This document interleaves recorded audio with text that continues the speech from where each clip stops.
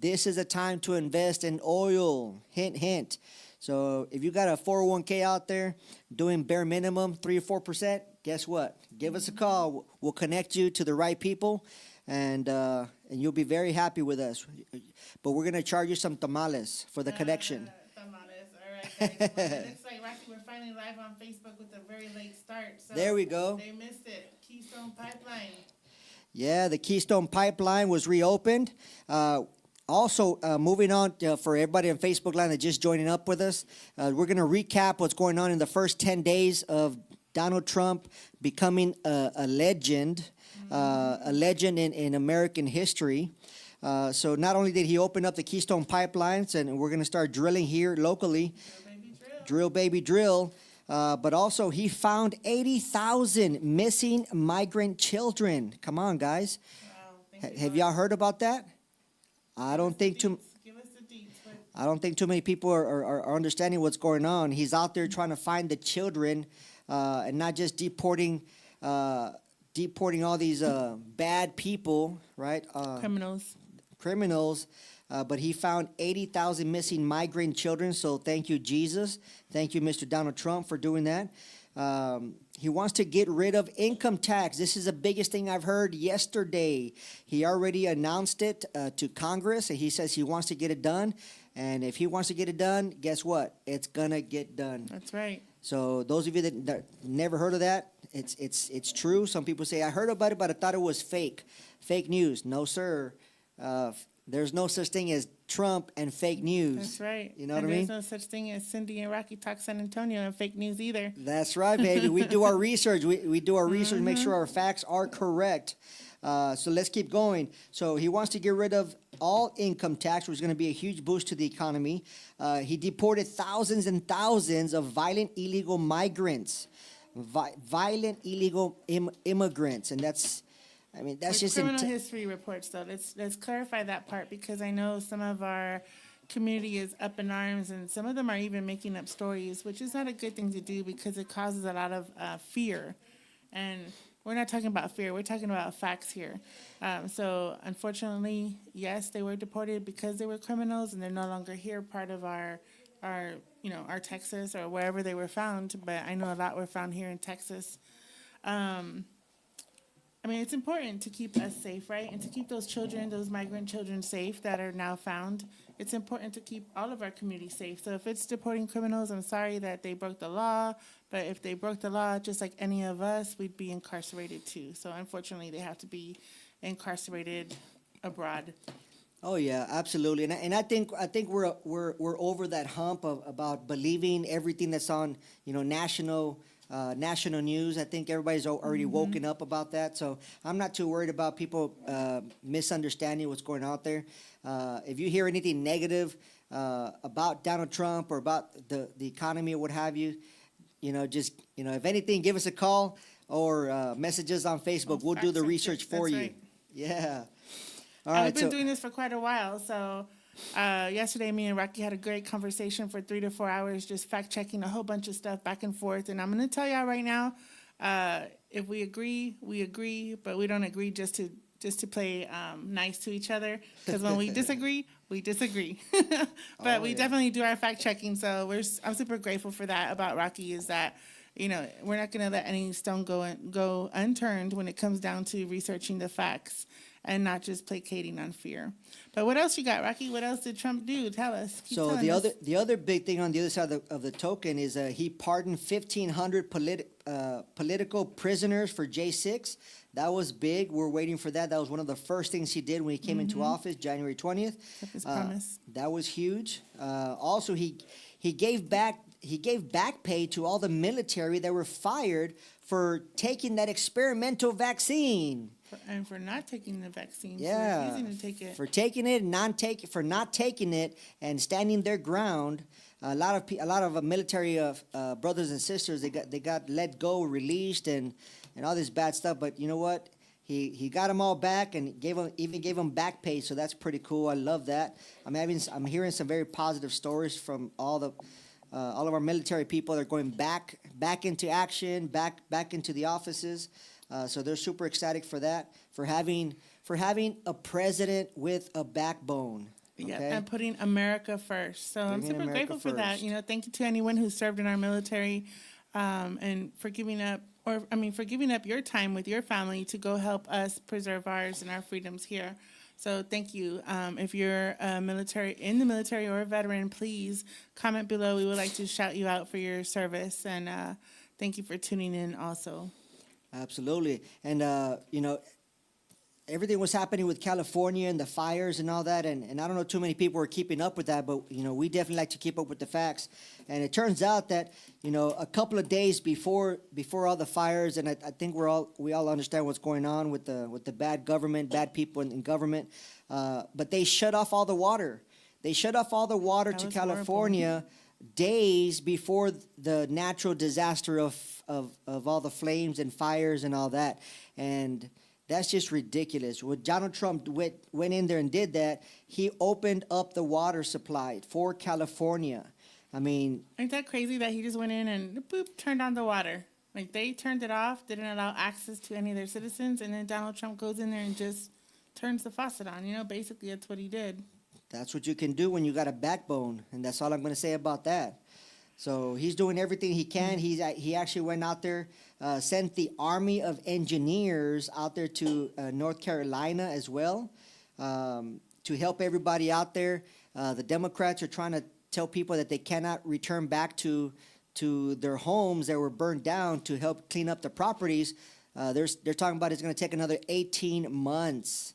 That's ridiculous. There's people out there camping out in tents outside of their home area, and they're waiting for the go-ahead, and for some reason there's no answer from the opposition, and Donald Trump went out there, and actually I saw an article yesterday where he's picking everybody up that's in tents and putting them up in hotels and all that. I mean, man, so many things that went wrong, but now Trump is making a lot better. Moving on, he re-began to build the border wall construction. So that's a big thing. I know everybody's heard about that. But this is a big thing too, is the declassification of the JFK, the RFK, and the MLK assassination documents. And I've been looking into it, trying to get the details, but somehow I can't find those documents. But as soon as we get a hold of official documents, guys, we're going to release them here on the radio show. We're going to put them for available to download on our Facebook page. So stay tuned to that. For those new listeners out there, just go to the website, Cyndi and Rocky Talk San Antonio.com. Cyndi and Rocky Talk San Antonio.com, and click on that, and that'll take you straight to our Facebook page. And again, there's a lot of stuff we're going to be doing, follow-ups and follow-up reports. So make sure you copy, paste, and share, and give us a comment on our Facebook page. We're growing our audience as well. And let us know where you're listening from. I know we've had some listeners in Mexico, some in Louisiana, and some in Colombia. So we made it to Colombia. Colombia, oh yeah. So yeah, the audience is growing, guys, and we couldn't do this without you guys. Everybody that's taking the time out there and watching us on Facebook land, commenting and sharing. There's Miss Madi online right now. And Jane Cooper. Jane Cooper, how you doing, Jane Cooper? We got Mario. Hey, how's it going, Mr. Mario? I see a Jim, a Mark, and a Rachel. Hey. Thank you, guys. Make sure you start sharing. But moving on, guys, I don't know if you guys also heard is that once Donald Trump took office, basically he brought peace to the Middle East all over again. There you go. Everybody's coming to the table. They want to stop the wars from Putin. And they're going to help us out. I'm sorry?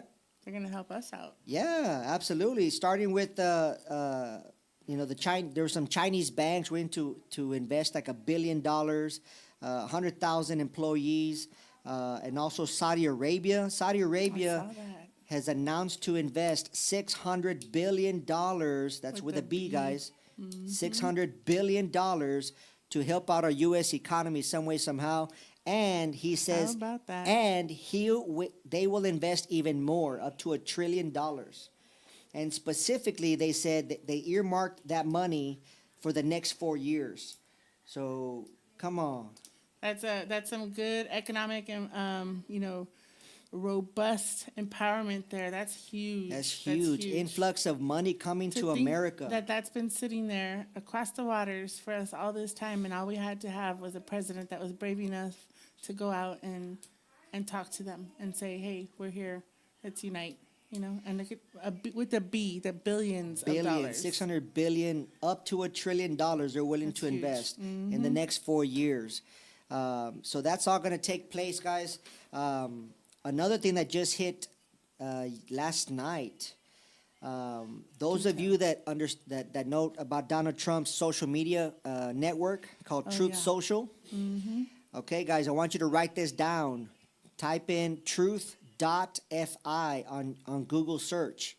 Truth.fi.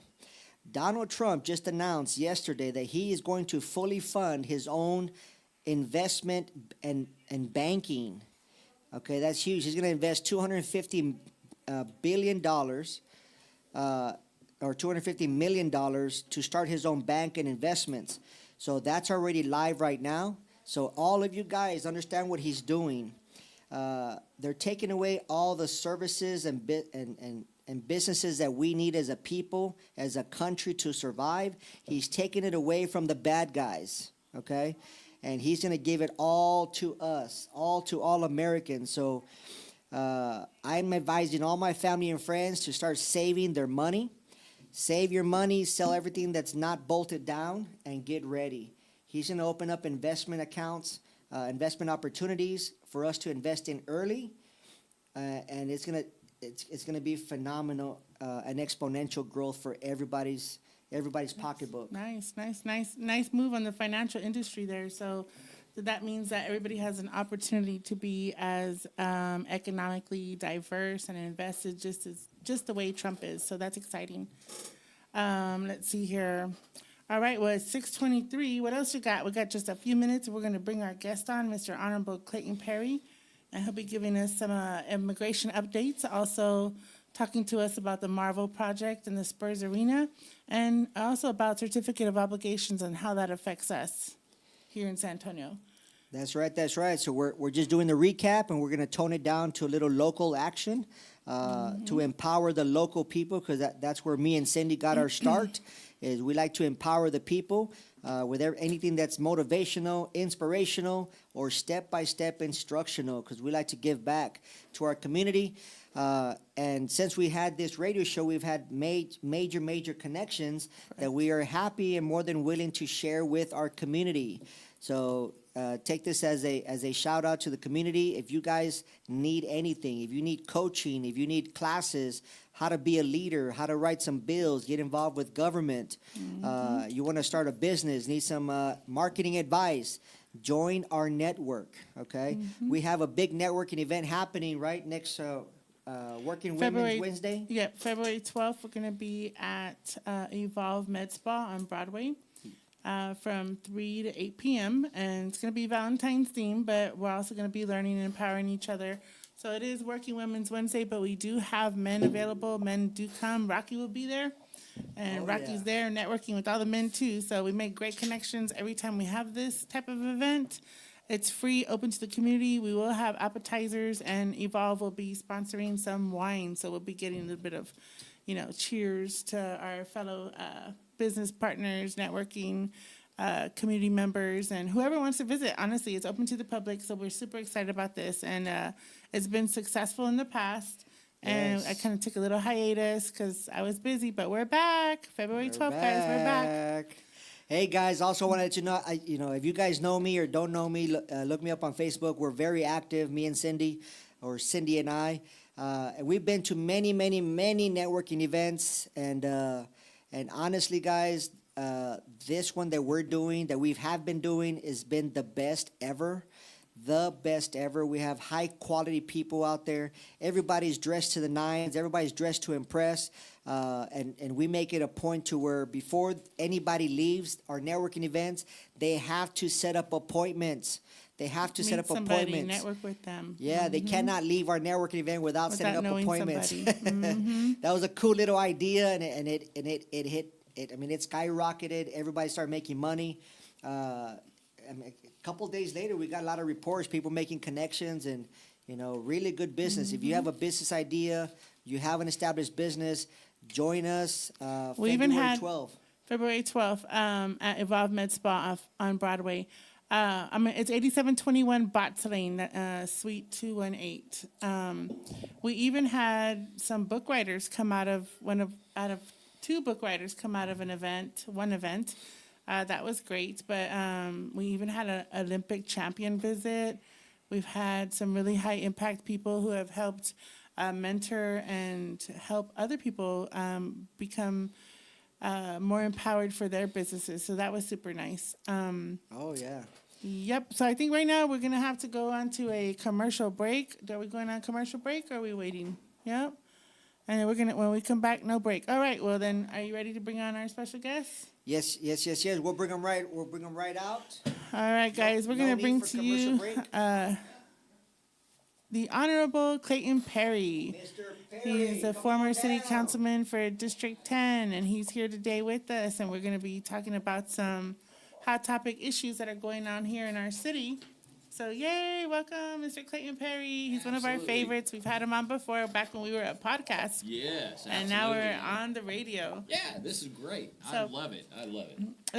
Mr. Clayton, I love the hat. That's what I love. Yeah, oh, here you go, some headphones so you can All hear right, what's going well. on. You might want to put them behind the hat and then put the hat All back right, on. Let me do that. Absolutely. Here we go. And then we'll start out with, sir, put this just closer to your mouth and speak right into there. All right. Yeah. All right. Start out with introducing yourself. Well, I'm Clayton Perry. I've been here since 1991. I spent 21 years in the Air Force, worked another 13 years in a engineering construction firm, and then I retired. And then I got on city council and spent 3 terms on city council here. So been very fortunate. I'm blessed, and I love this city. This is home, and all my kids have left. And I'm here by myself, and I didn't leave because I love San Antonio. Well, we love San Antonio, too, and that's why we're always trying to protect it. I never even asked you, how many kids do you have? I have 3 children. I have a boy, girl, boy, and gosh, I hate to even say it, my oldest is 45 years old already. Okay. And then I have a 44-year-old and then a 40-year-old, so they're all in their 40s now. I can't believe I'm that old. Well, we have Daddy Trump, but should we call you Daddy? Sure, why not? Oh, that's funny. Keep it clean, Cyndi. Keep it clean. Hey, I'm just saying, you could call him Dad. Rocky, you're so funny. Anyway. Boy, oh boy. So I know we're just talking about Trump's 10 days in office and how that's been going. And then we decided, you know what, we better bring it down to the local level because, that's on a federal, national level that's affecting all of us. But here in San Antonio, one of the hot topics that are affecting us, and before we go into this topic, I just want to state that this is a factual, we're going to go off facts and not opinions, right? We just want to go ahead and say that this radio show does not represent any organization that we currently work at or represent. I just need to say that disclaimer on my behalf because we're going to be talking about immigration. So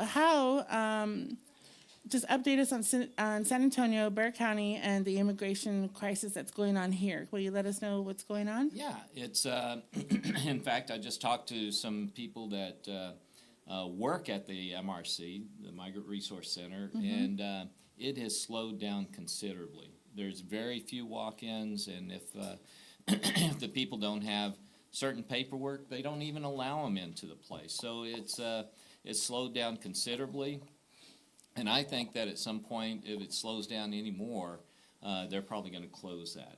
And I can tell you, if it's not closed down in May, it will be closed down after the election. Let's put it that way.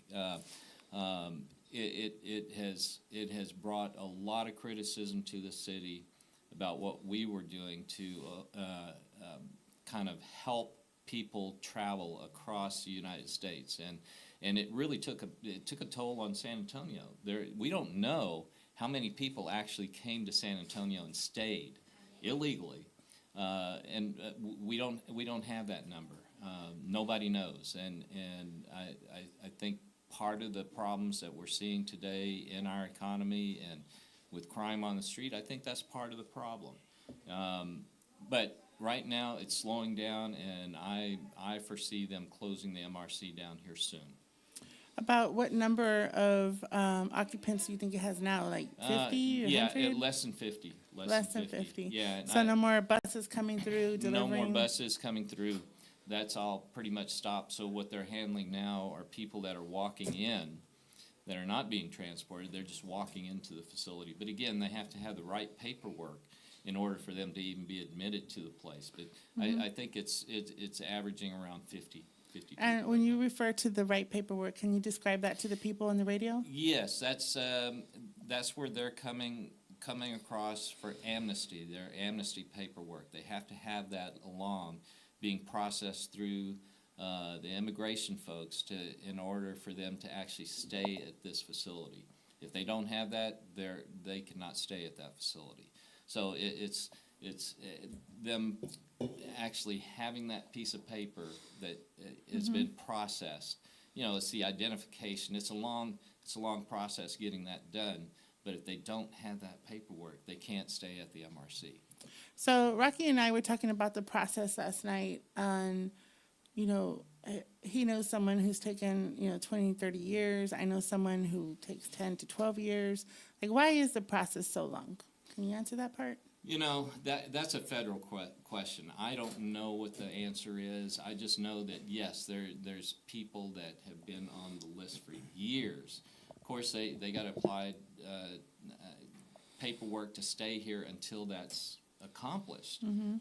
But they're not a citizen until that goes through the entire process. And yes, it takes years. I have no idea why it takes so long, but that's the process right now. And part of that is what they're talking about, immigration reform, that we need to do something different to speed up that process and, vet the people properly.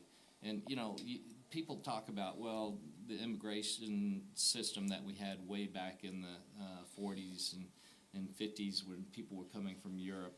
But there were a lot of requirements for that. They couldn't just come over here on a boat. They had to have a sponsor. They had to have a job. They had to have a lot of prerequisites done already for them to even be allowed into the country. And that's all gone out the window now. And that's what's being looked at.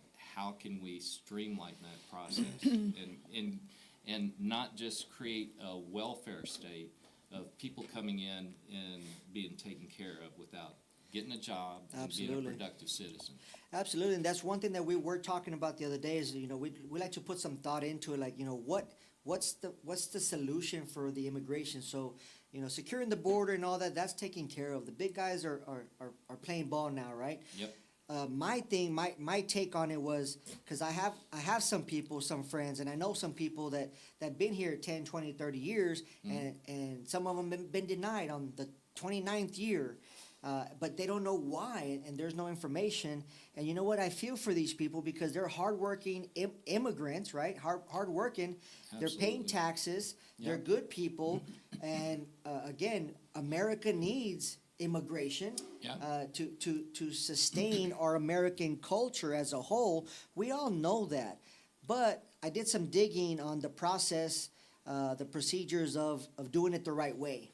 And everyone's number one concern or reason why they're here illegally is because it takes too darn long to do it the right way, right? Right. So, and that's why I say that whole system needs to be fixed at the federal level. And until they do that at the federal level, we're going to continue to struggle here at the local level as to how do we adopt and bring these people in and get them into our culture here. Well, check this out. Everyone says that, but you got to tell me step by step and why. Don't just say it's a federal level. I need to know why, because the research that I've done, I'm finding out that if there's something wrong with the application, if they didn't dot their I's or cross their T's or they forgot a date or something, that application gets kicked back to the end of the line, and there's no communication. There's nobody in that process that follows up with these people that want to do it the right way, and that's why it's taking forever. So my idea, just thinking outside the box here, I'm like, All we need is an extra department. Fill that department with people that follow up. Because a lot of these applications have been kicked to the end of the line, and the people are waiting and waiting and waiting, and there's no hotline number to follow up on your file unless you pay a high-priced lawyer. Yeah, A high-priced lawyer, they're coming at 10 grand, 15 grand, 20 grand. You see what I'm saying? Yeah, I hear you, Rocky. I know what you're talking about. Unfortunately, there's nothing at the local level we can do. I mean, I wish I could wave a magic wand and you know, supply, you know, funds for people to do exactly what you're talking about, the follow-up and that kind of thing. But we have no access to those immigration systems. That's all handled by our immigrations department, and we don't. But isn't we that don't on the have any state plan. level? Isn't No. that on the state level at No. all? The No. processing is not state level? No, that's all at the federal level. Okay, so if it's at federal level, can't we get into Trump's ear and have him sign an executive order to set up a separate department? Well, why not? Why I said, not? if somebody can get into his ear and say, hey, this is what we need to do, but it's got to be defined also on exactly what their roles are and how you can't just throw people into that. No, we can do You got to have that. it all defined, and you know, I would say a better solution is to get some kind of a small, not, you know, every time you take something to Congress, they can't get it worked out, right? Because you got too many people in Congress with too many ideas. Get a small group of people together, some experts to come up, okay, this is what we need to do, and this is how we need to follow up, and this is how we need to speed up the system. And then present that plan, and a think tank, or whatever you want to call it, to pull it together and start getting that bipartisan agreement on that, so that, you know, people will get that passed through Congress, because it is a congressional issue. Well, I would love to spearhead that movement. I just need There to. you go, I man. just need to know where to go, who to talk to. You Well, Rocky, when you you figure don't have that to go out, far. let me know. You don't have to go far. We're right here.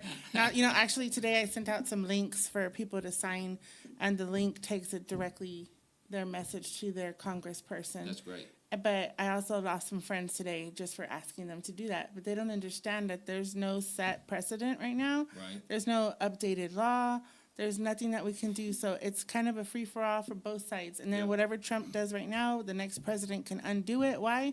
Because Congress needs to get its act together, pass some laws to define what is border security, what is the Yeah. process to get immigration, how to fast-track, you know, the pace to getting approved as a Right. resident, or, Right. you know. But it's a touchy subject. People don't want to talk about it. You know, today somebody told me, don't talk to me about this issue.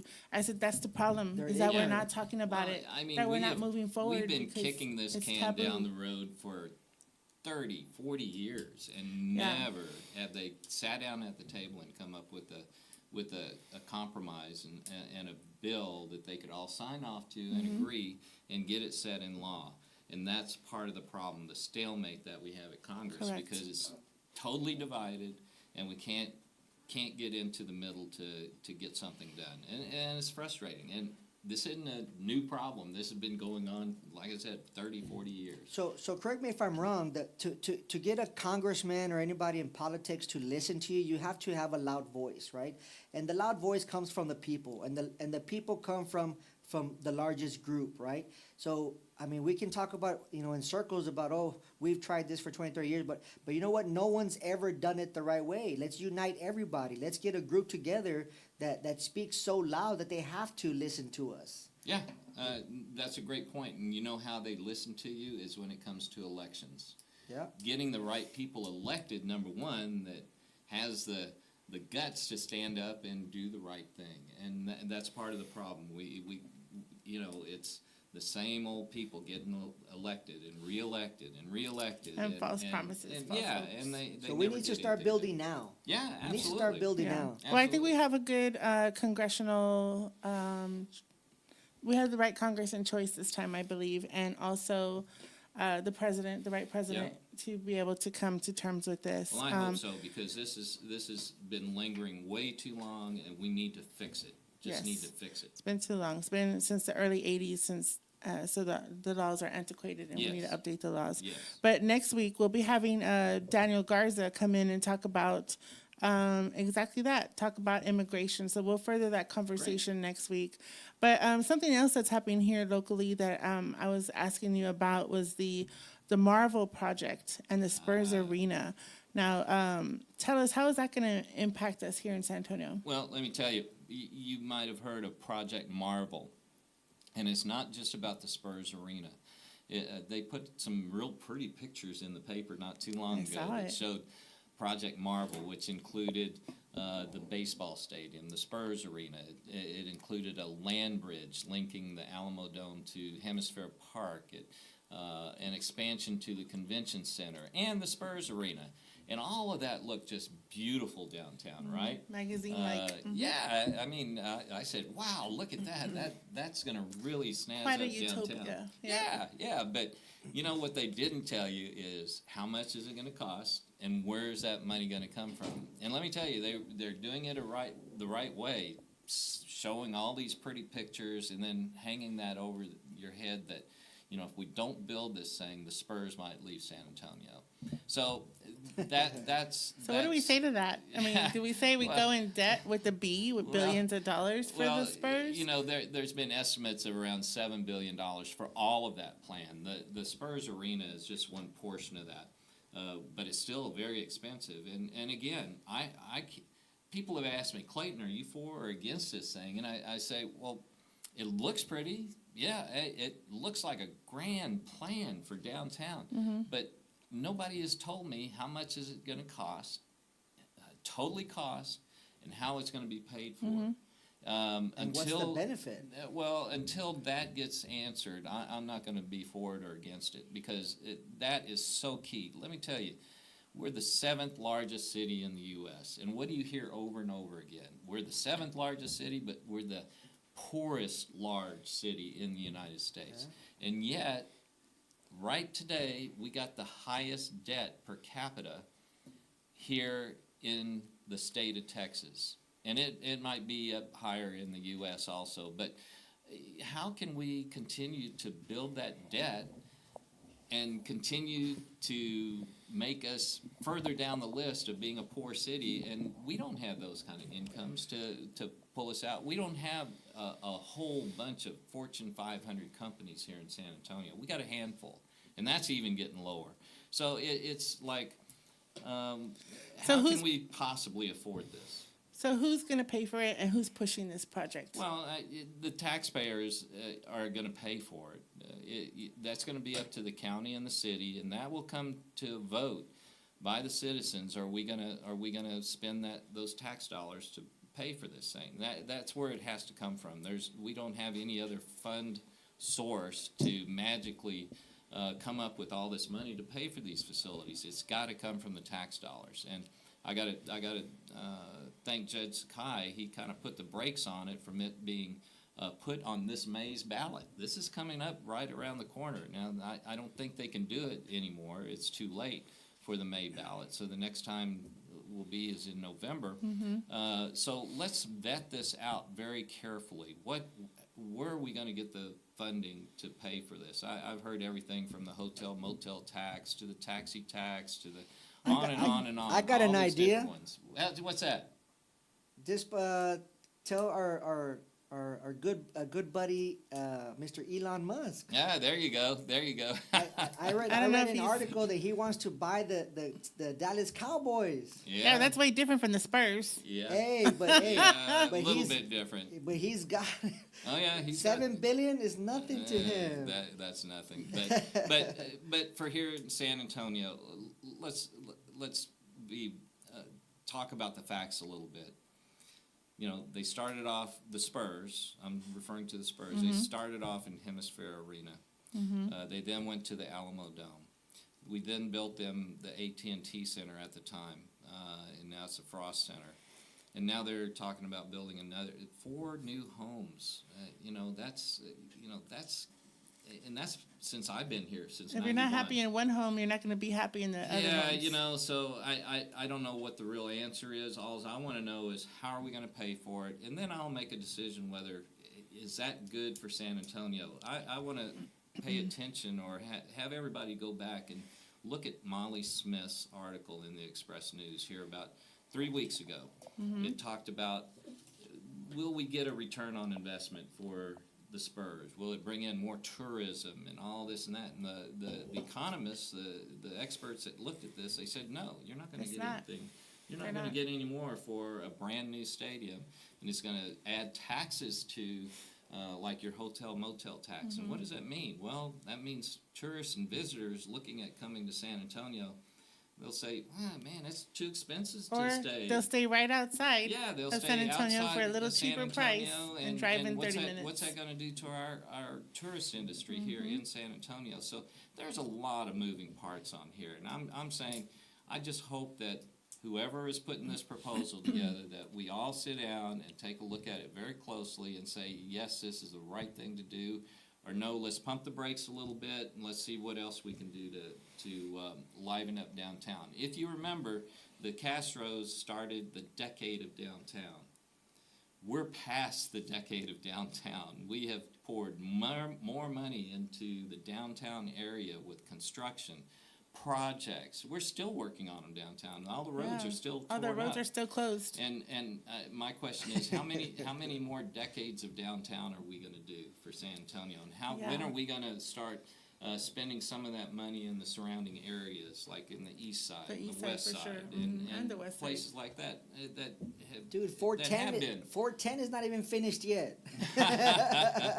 But So decades of downtown equals decades of debt for paying Yes. for downtown. That's what people need to understand, though. Absolutely, and I it just amazes me that this city voted yes on all 6 of those charter amendments that we just voted on back in November, and they all passed with flying colors. So And people don't understand still, even though we brought you on to talk Yeah. about it, we also talked about the charter amendments. People still don't understand that they got us into some trouble. You know what I Yeah. mean? They got us into, let's talk about that. Let's talk about certificate of obligations. And now that the voters approve that, what does that mean for us here in San Antonio? well, that just means that the city and the city staff can spend more money than what they could before. So basically, they don't have to go to the voters anymore. That's to right. get, Why? Because the voters approved it on the election ballot. Yes. They said, go ahead and Yeah, spend all yeah. the money you want. You know, it was one And of those. don't tell me about it. It was one of those little hidden areas in the charter amendment to update the language in the charter, and they snuck that one in. And let me tell you, you think the city is spending money now? They're going to really start spending it, and large chunks of money on what they want to do, and the voters aren't going to get a say on that. And the only way to change that, again, is voting the right people into those positions that know what to look for, safeguards your tax dollars, and doesn't just go spending willy-nilly on every little shiny thing out there. Yep, and that's exactly what they're going to do. And I don't think that, okay, so now city council is a 4-year term, but they Yes. are basically going to use a certificate of obligation to create decades of debt on Yep. things that the voters aren't going to know about until it's too late. Right? And then they're not going to be able to do anything about it. They're not going to be able to make any changes. Cindy, you Because hit the they nail on the voted head. for it. Absolutely, absolutely. Yep. And so now they have basically a blank check to go and spend large Whatever amounts they of wanna money do. on whatever they want to without any oversight by the citizens, or we go through this long process of putting bonds together and citizen input and finding those right projects to and a bond is taking out debt again. Bond equals debt. That's right. But there was a big, long process for that. And now you can just basically throw that process out because they're going to have that authority to do those certificates of obligation without going through any kind of process to get our input or get our approval, other than voting for the right people to have on council. So have you heard of any certificate of obligations recently that we should be looking out for? No, I have not. I haven't. I kind of took a break from listening to city council meetings. People tell me, man, I listen to those city council meetings all the time. And I say, man, you got to get a life because they are boring. But they're very important because they are spending your tax dollars. A lot of it that it shouldn't be spent, but that's who you have on council. That's who's voted in there right now. You know what makes me mad? I don't see any changes coming. What makes me mad is a few years ago, city council was about streets, sidewalks, Yes. street lights, community safety, you know, neighborhood stuff Right. that really mattered for that city council person. And now it's just kind of like the tune, everything has changed. They've incorporated social issues, and Yes. this is not part of their local jurisdiction. No, You know, it's not what you they know, were elected to do. The number one thing that they're in charge of is making sure that our citizens are safe. And look what's happening out on the streets now. It's terrible. The other thing is, like you said, infrastructure. Our infrastructure is crumbling before our eyes because we're not putting enough money into it to maintain it and keep it adequate. We still have 10% of our streets here in the city that have failed.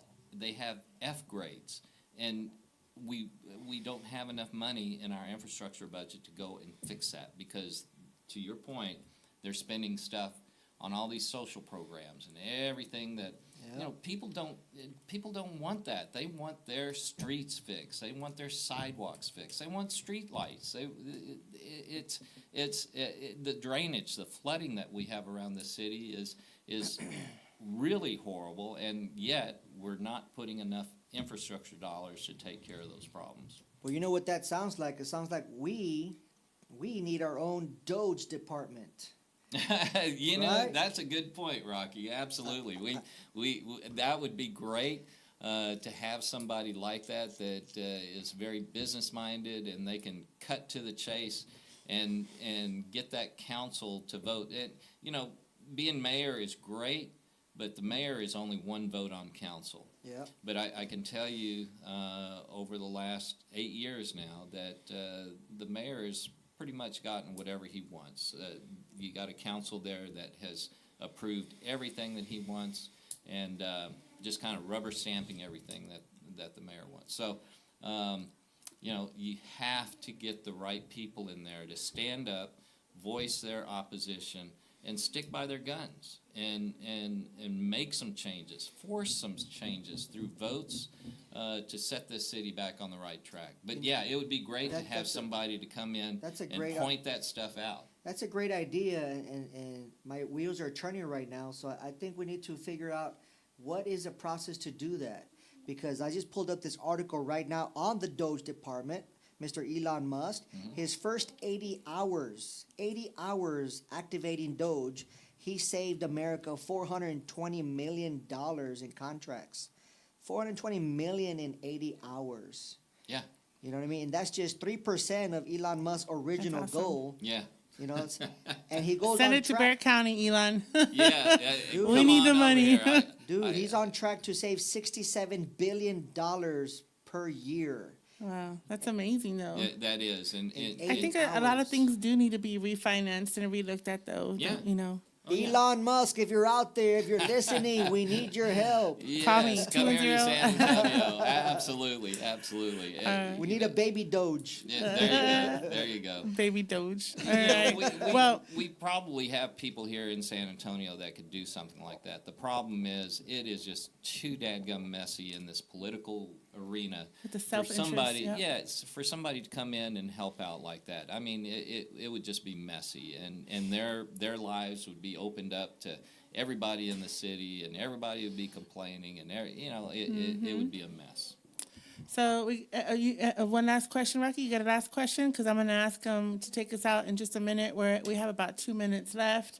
Mr. Clayton Perry, so give us the words of wisdom and give us what is next for Clayton Perry and San Antonio. Well, I would say the words of wisdom is do your homework and study a situation, whether you're for it or against it. It doesn't matter. Just don't go and vote for something without knowing the background. Listen, ask questions, and put people on the spot. You know, when I was on council, I didn't have a problem with speaking my mind and putting people on the spot because I ask the tough questions. And that's what needs to happen nowadays because, again, we're spending ourselves further into debt, and it needs to stop. It needs to stop. Yeah. So my future plans, it's funny you ask, but yes, I'm going to run for mayor here in San Antonio. And I was going to say, you sound like a mayor already. but yes, I spent the 3 terms on city council here. I know how to get things done. I know the city staff and their processes. I know where we can make improvements, especially in the budget area. That's where I specialize. They call me the fiscal hawk when I was on the city council, and I'm proud of that because Yeah, I caught a lot of things that just didn't make sense, and I got a lot of good things done. I got the first ever homestead exemption passed. I got 200 additional police officers here.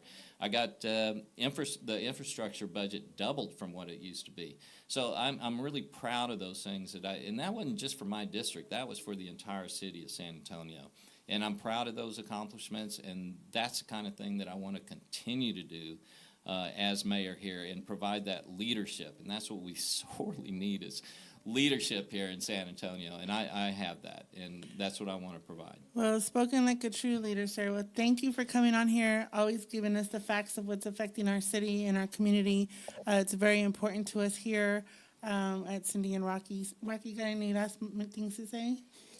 No, guys, just that we're super excited that we are growing our audience by leaps and bounds. We're getting messages from all over Texas, which is pretty cool. Wow. We got 25,000 watts of speaking power. So that's pretty cool and exciting. We couldn't have done this without every single one of you listeners and watchers on Facebook. So our heart goes out to you. Thank you, thank you, thank you. Copy, paste, and share this podcast, and let's do another season here at La Nuestra. Yeah, there we go. Yeah, we're almost up on our contract, but we're coming back. So if you want to support us, please let us know. We need all the support we can get. And also, Rocky, for next week, we got Miss Chris Coons coming on from the local Republican Party. She'll be giving us updates on what's going on here and how we can help.